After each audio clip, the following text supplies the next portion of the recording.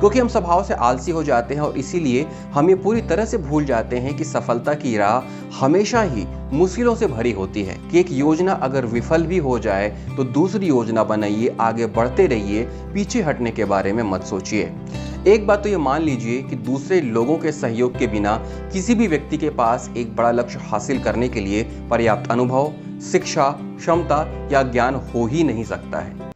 Hello students, ये बात सभी जानते हैं कि इस दुनिया में अगर सबसे अच्छा कोई दोस्त है तो वो है किताबें। किताबों से अच्छा दोस्त कोई नहीं है, क्योंकि किताबें वो आपको वो बताती हैं, आपको वो सिखाती हैं जो कोई और सिखा नहीं सकता। क्योंकि एक किताब सिर्फ एक किताब नहीं होती, किसी एक व्यक्ति या किसी एक पूरे समाज के पूरे अनुभवों का निचोड़ होती है। और यही वजह है कि किताबें हमेशा हमारे काम आती हैं। फिर चाहे वो अपने स्कूल लाइफ की किताबें हैं, चाहे कॉलेज की किताबें हैं, फिर चाहे आपको ऑफिसर बनने के लिए प्रतियोगी परीक्षाओं की किताबें पढ़नी पड़ती हो, या फिर जब कोई आप समाज में स्थान बना चुके हैं तो आपको किताब लिखना चाहते हो, या फिर आप किताब पढ़ने के शौकीन हैं। तो इन्हीं किताबों से मैं कुछ बातें आपके लिए लेकर आ रहा हूँ जो कि बहुत ही ज़रूरी हैं और हर व्यक्ति के लिए फिट बैठती हैं। तो ये बातें आपके जीवन में इतनी ज़रूरी हैं कि इन्हें पढ़ने और सुनने के बाद आप यकीन करेंगे कि आपके जीवन में भी बदलाव हुआ है। इसीलिए किताबें ज़रूर पढ़ती रहनी चाहिए। आइए सुनते हैं कुछ ऐसी बातें जो किताबों का निचोड़ हैं। शुरुआत करते हैं हेडिंग के साथ, जिसका नाम है आपको अपने लक्ष्य तक पहुंचने के लिए अपनी इच्छा शक्ति को बढ़ाना होगा। तो इस इच्छा शक्ति को बढ़ाने के लिए हमें क्या कुछ करना पड़ेगा, ये जानेंगे हम कुछ किताबों से। और ये किताबें कौन सी हैं, आइए इसके बारे में जान लेते हैं। सबसे पहले टाइम मैनेजमेंट। टाइम मैनेजमेंट किताब हमें यह बताती है कि हमें अपने मन का मालिक बनना होगा, उसका गुलाम नहीं।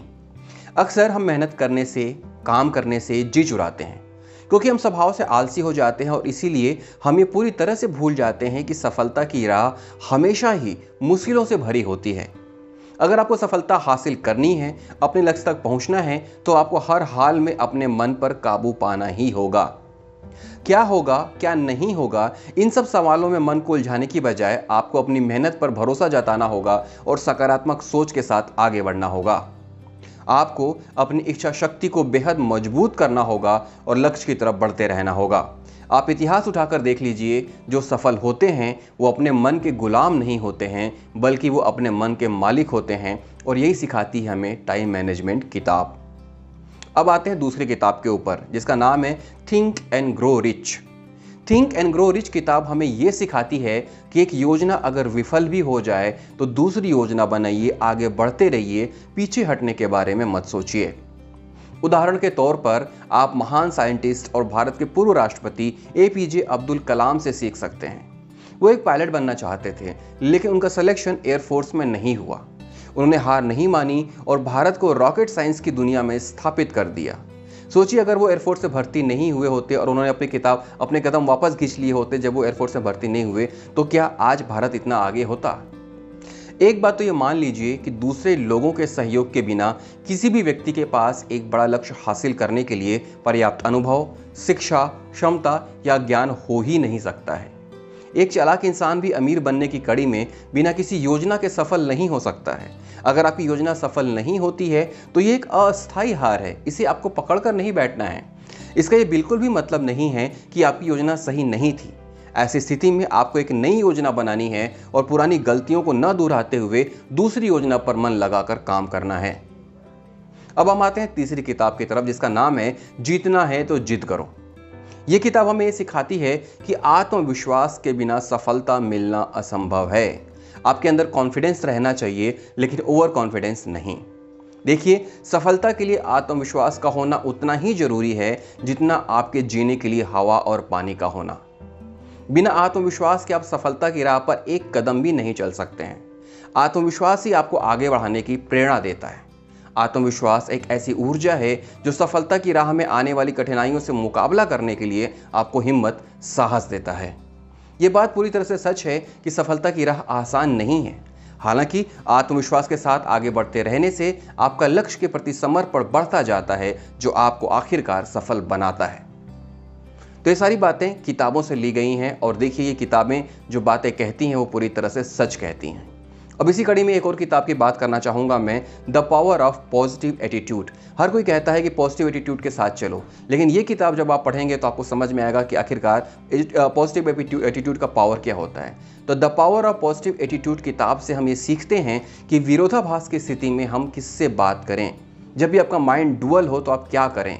विरोधाभास यानी कि सीधा सा मतलब है कि क्या करें और क्या न करें। देखिए, मेरा 2 प्रीलिम्स क्लियर नहीं हुआ, मैं क्या करूं? तैयारी छोड़ दूं? मेरा मेंस नहीं निकल रहा है, क्या मैं वनडे एग्जाम पर फोकस करूं? ये सारी विरोधाभास की बातें हैं। और देखिए, विरोधाभास की स्थिति में सबसे अच्छा रास्ता है अपने आप से सवाल पूछना। आपको ये खुद से पूछना होगा कि क्या ये सही समय है कदम वापस लेने का? क्या ये कठिन समय मेरे लिए एक अवसर है? क्या मेरे बारे में बोलने वाले सही हैं? ऐसे न जाने कितने सवाल आपके सामने आएंगे और आप सोच में पड़ेंगे। लेकिन ऐसी विरोधाभासी बातों का जवाब अगर किसी और से जानना चाहेंगे तो आपको कभी भी सही उत्तर नहीं मिलेगा, क्योंकि ऐसी स्थिति से आपको सिर्फ और सिर्फ आप ही बाहर निकाल सकते हैं, कोई और नहीं।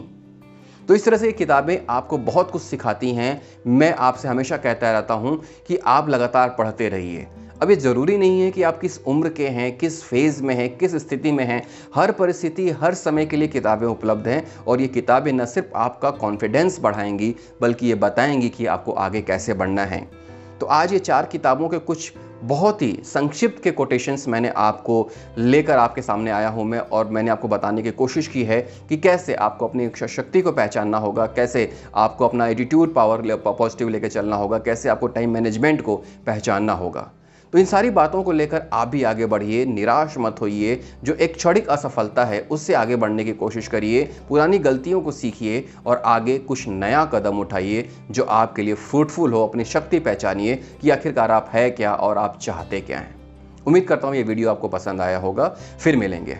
जय हिंद।